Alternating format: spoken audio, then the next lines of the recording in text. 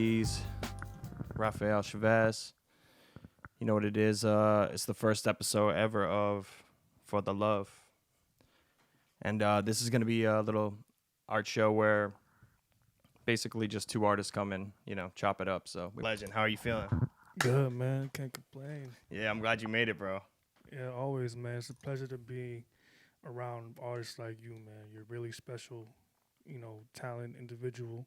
I appreciate you. And you always got some shit cooking up, man. So I'm excited to be here. That's a fact. And also, Shabazz came with a couple goodies. There's a couple prints here from the one, the only Shabazz. That was really nice of him. So, what did you take those on anyway? So those three pieces right there that I got you were from my recent exhibition. I had an exhibition in April at Concept 6. Shout out to Concept 6. Yeah, shout out to Concept Concept 6. Matthew and the whole Concept 6 crew. Chi. That whole month was a blast. I had the opportunity to showcase some of my best work that I make and I made. I mainly work with film photography. I mainly work with, poetry as well. Those two being my main, forms of art expression. And everything around it is pretty much like the complementary details that I kind of just sprinkled upon it. So took those on 35 millimeter film, Nikon D90 digital camera, and then That's sick. I had them printed out at CVS. Shout out to CVS. Shout out to CVS. Pharmacy. I still got a couple, rolls of film I got to send to him. Shout out to them. And then the little white border frames, my girlfriend got those for me. She came through clutch with them, ordered them off Amazon. And then I pretty much just slipped in each print hand by hand, and I wrote on them with a Sharpie. The lettering around the borders is like the details and information describing every image that I took. So you'll have like the location, the year, what type of camera was used, and my photography platform, which is Skin and Bones.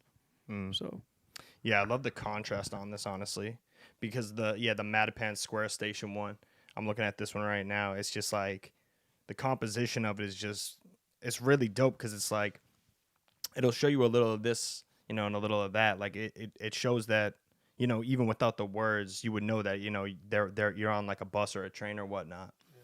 But just seeing the contrast where it's like you just see a couple of hats, you just see like this one like little railing and stuff. It's only a couple identifiable like pieces of this. Like is this a baby carriage too? Was that like a mother and stuff? Yeah, that was somebody's child, and it appeared to be like their great grandmother or something, somebody's grandma, just taking them out on a stroll. Yeah, a little walk. So just capturing moments like that within my community is something that I find really intricate and just overall beautiful, because where I come from, there's a picture that's painted, for individuals like myself, Afro Latino, where we come from the hood, and the hood is automatically a terrible place to be in.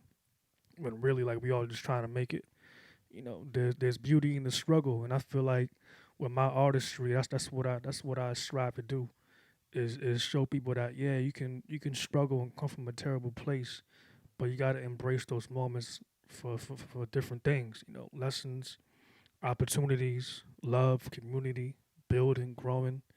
All kinds of positive things, you know what I mean? Yeah. Back to the textures. Texture in your vocals and like the way that you record.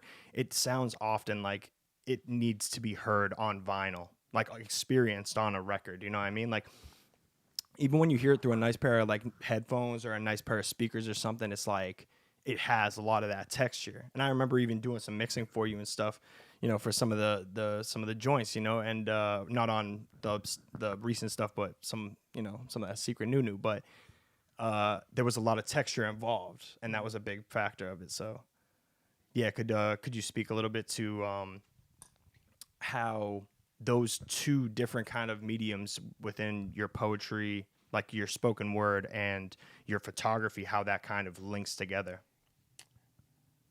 Everything just seems to come back to jazz. Yeah. It just comes back to jazz. I love jazz so much. Yeah. And I think there's a, I don't know, like, just even listening to the first jazz record, John Coltrane, like A Love Supreme, That's the first you ever heard? first ever album. That's crazy. And from that point on, it was like, all right, like I really love this thing. But there's a lot of details in music. Yeah, that's true. There's if you claim to be a listener of the art of music, then you'll know that there's details from the beginning of a track into the ending. The beginning of a track for me is the essence of a new journey. It's like you hear that vinyl hiss. Yeah. You know that it's being recorded, and you hear that metronome count with your snaps or the snaps or like somebody voicing the countdown. It's like the details of music is what really pulled me in to wanting to make like spoken word tracks. Yeah. And even to incorporate some of the jazz sounds into poetry. And like there's always a story to tell. And with that story to tell, there's a vision. Yeah. Right? And I spent a lot of time just watching different types of films. And then listening to the soundtracks of every films. Oh yeah. Yeah, that's some crazy stuff. Like a really well-known like cinema music conductor or like music producer for like is Steve Cipilario. I'm probably butchering that last name. What has he done for films and stuff for the soundtracks? He's an Italian music soundtrack maker. I forget the movies that he's made, but it's one of them is starring Bridget. Yeah, I'm terrible with names. That's all right. We'll find it and we'll put it like right on the screen just to show you guys which one. BB, search for the name BB. It's gonna be like insert film here, right? But yeah, okay. That's pretty dope to, as far as the transition goes, because that's kind of always been, or at least for a little while, for me, a big goal is to be able to not only direct films, short films, and feature films and whatnot, but also to do the soundtracks. And that was a thing that you don't really see very often, mainly because it's like so much work. You know what I mean? Like it's just like, especially if it's like some classical. I mean, I can't compose. I don't know if I could be able to compose a classical composition in the way that maybe like an Ennio Morricone could, but it would definitely have, I mean, I make music, so like the things that I make often when I'm writing them and when I'm thinking about rapping them and stuff, I'm like, ooh, this could be a soundtrack to a music video. And then I'm like, oh, what's the music video? What's the story in there? How does it differ from the story of the song? You know what I mean? The written word, it starts there. Or most times it's not even the written word. Most times I make the beat. So I'll make the beat first and I'll mess around. And then I'm like, oh, okay, this gives me this vibe. I'm going to go in my car. I'm driving to work. I have to drive to work and, whatever, get that bread. So every day I'm just kind of like, all right, I got to take the train. I go there and I'm like listening to these soundtracks and I'm like freestyling stuff. I'm just like, bah, bah, bah, And that's kind of how I write. A lot of the time I've gotten to the point where I don't write my stuff down. Then I hear a beat and I put it together. I most times hear the beat that I make and then I write something to it, but I'm freestyling it. And as I do, if I can remember the freestyle, I'm like, oh, that's good. Like that needs to stay. And if I can't remember it, I'm kind of like, whatever. It's not a big deal. Yeah. Like I remember Kanye said a line one time. I think it was Kanye where he said like, it might've been Jay-Z. It was one of them where he said like, I forgot more. I think it was Jay-Z. He said, I forgot more money than you'll ever had in your life or something like that. You know what I mean? I forgot forgot lines worth more money than you'll ever make type shit. And it's no big deal to me. I don't know. Like it's crazy just thinking about like where we came from, like as far as like the influences go and whatnot. And then also like how we're kind of trying to like be influential now or how we're influencing people in general, or even how we're influencing, the kind of overall scene. Like that's it's really something to think about, because I feel like with the scene that's at least in the city, it's really centralized. Like it's really like there's a lot of people in the scene that kind of that already know each other from some other stuff. I feel a little bit more like an outsider where we're kind of making totally different stuff. We're not really making things that come from like, like the same kind of perspectives where it's like kind of trendy, like these sounds and stuff. And I'm like I don't get influenced so much by these trends. You know what I mean? I'm more get influenced by kind of like lessons, like if somebody was to kind of be like this is something you can learn from. This is something you can like take into account. You know what I mean? Like those things always stick with me. It's different. I definitely consider myself as an experimentalist when it comes to sounds. So Yeah. Well, like how do like we're probably gonna have to wrap it up soon, but basically, damn, already? Yeah, I think so. I know. It didn't. We've been here for a little bit. It seems like we haven't been here for too long, but we actually been here for much longer. But it's fun, man. We're having fun with it, and that's what I love to do. So we do it for us, and we do it for y'all. Exactly. Thank you, guys. So yeah, okay. So the last thing, I guess, or the last big thing I'll try to ask is like, what do you want for the future of your kind of artistry, and like, what ultimately maybe do you want to be, like, what do you want to make of your art and also yourself as an artist? I know it's a big question, but yeah, take some time to think about it. I'm going to take some flicks. Nah, I got you. It's all about the legacy. You know what I mean? Like, I've had people come to me and say, like, yo, your work is fire. Your work has inspired me. Your work has influenced me. Like, I love what you do. And just constantly giving me my verbal flowers. And I always appreciate that. You know what I mean? And I even had somebody tell me one time, like, you got to get your flowers now, man. Yeah, while you can smell them. While you can still smell them.